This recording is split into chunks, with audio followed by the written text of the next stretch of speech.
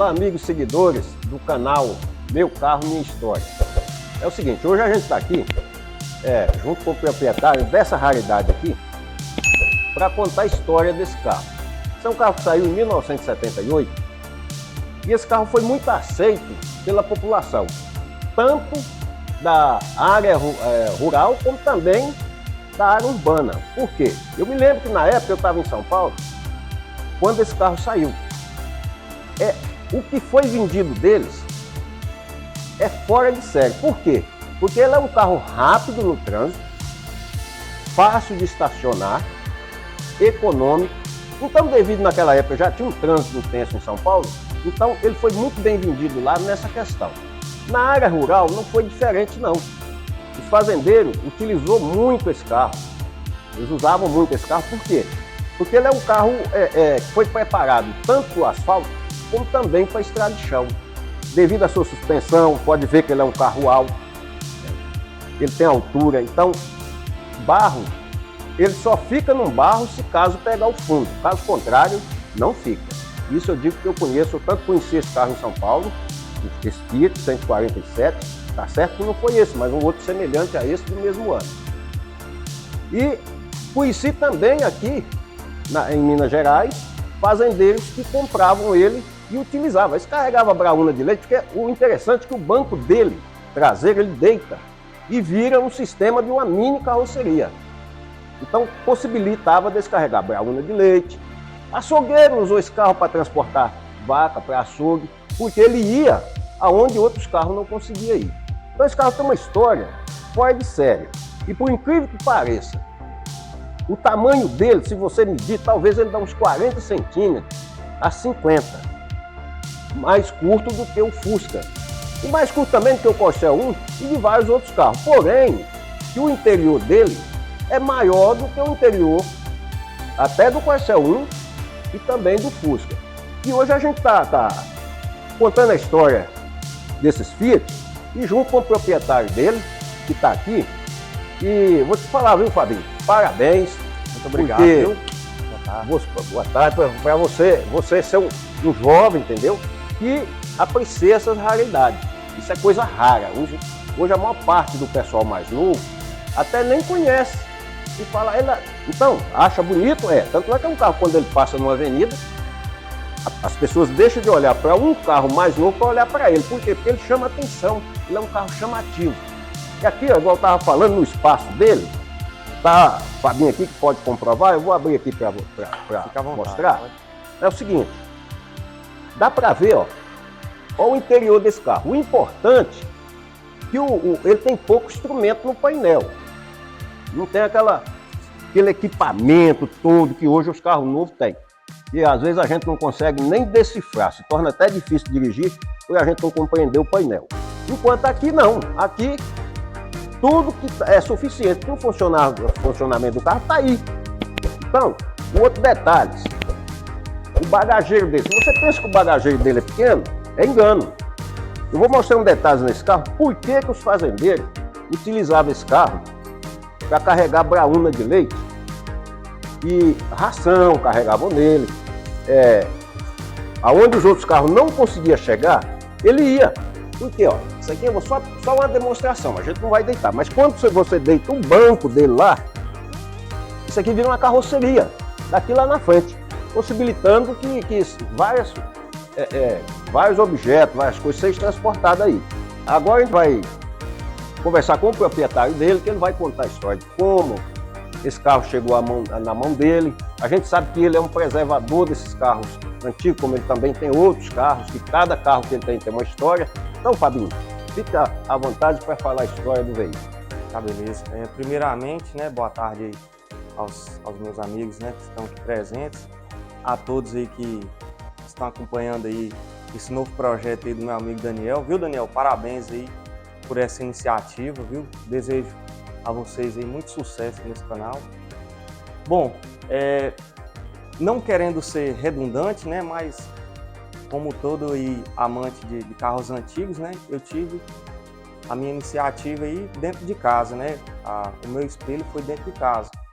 Meus irmãos, eles sempre trabalhavam com oficina, né, restauração de carros, E eu cresci naquele meio, né? E ali despertou, né, a vontade de possuir esses carros, né? Só que antigamente a gente não tinha condição e também pela questão da idade, né? Não tinha nem imaginava, né, algum dia adquirir um carro assim. Mas isso aí despertou, né, o interesse e fui crescendo com isso. E quando surgiu a oportunidade, né, em meados de 2009, eu adquiri esse carro, né? Como o senhor bem disse, né, ele é um 1979, tem uma mecânica, a mais conhecida aí como cinquentinha, né, 1050. Até brinquei com o senhor, né, ele é mais fraco do que 1.0. E é um carro bastante íntegro, né? Como vocês podem acompanhar aí, né, ele possui os bancos aí originais, o carpete dele é original, forro de teto, né, as rodas são originais. Tem algum detalhe outro que não tem jeito, né? Pela a questão aí do tempo, acaba que a gente tem que fazer algumas modificações. Igual, por exemplo, esse forro de porta aí mesmo eu tive que refazê-lo, né? Pela questão mesmo do desgaste do tempo. Mas uma grande parte dele aí, ele está bastante original. Um carro que você pode entrar, viajar tranquilamente aí, sem medo.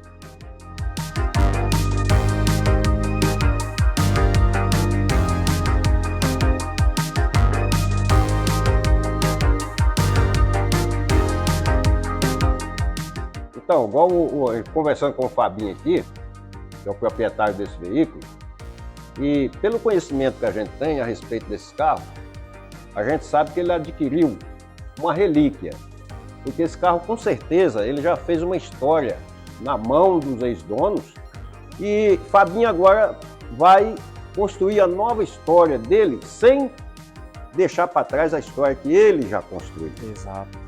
A questão do motor desse carro é o seguinte, ó, para vocês verem, ó, vê como ele ocupa pouquíssimo espaço. O espaço que ele ocupa aí é muito pouco. O espaço de carregar o step não influi nada porque vai aqui dentro. Então é uma coisa muito prática, é um veículo que ele veio assim para atender.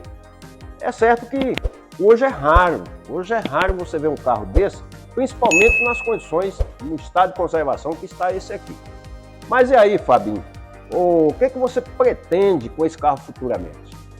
Então, como foi dito anteriormente, né, eu busco sempre preservar tanto os veículos, né, a questão da integridade dos carros, bem como a história. Tanto esse aqui como os demais que eu possuo, eu pretendo, né, conservá-los, né, até mesmo para poder passar aí para as novas gerações, né, que até então poucos aí conhecem, né? Então eu pretendo aí fazer essa preservação. Então, esse carro, o que acontece? Ele era de um senhor de idade, né? Ele era um senhor que trabalhava numa firma de asfalto em Patos de Minas. Então, ele comprou esse carro novo, ele utilizava esse carro, né, no dia a dia, no trabalho. Então, acaba que ele era o carro do uso dele. O que acontece? A única coisa que eu fiz nele foi só uma pintura de porta fechada. Por quê? Com o tempo, né, foi desgastando, foi queimando a pintura, mas a questão da integridade do interior tá igual eu peguei, né? Da mesma forma. Da mesma forma. A única coisa que eu fiz foi só uma pintura estética e tentei aproximar ao máximo da pintura original, né? A gente costuma até falar que a pintura é feita casca de laranja, né? Eu não fiz polimento justamente para preservar e chegar ao mais próximo do original. Agora é bom lembrar também que essa pintura é você mesmo quem faz, né? Sim. Até porque que, além dele ser um excelente lanterneiro, também tem uns irmãos que é da mesma área e excelentes lanterneiros também. Então, essa pintura aqui é bom ressaltar que foi você quem pintou. Sim. Então, esse carro aqui faz a gente voltar no tempo aí uns 30 anos atrás, né? Porque a gente conhece a história dele. E eu acho que é isso. E no mais, Fabinho, muito obrigado a você por ter eu que agradeço aí, cedido pessoal, espaço pela oportunidade, boa sorte, viu, Daniel? Viu? Parabéns aí mais uma vez. E espero recebê-los aqui novamente, viu? Até então nós vamos fazer a gravação ali do outro carro, né? Na próxima oportunidade. E no mais é isso aí.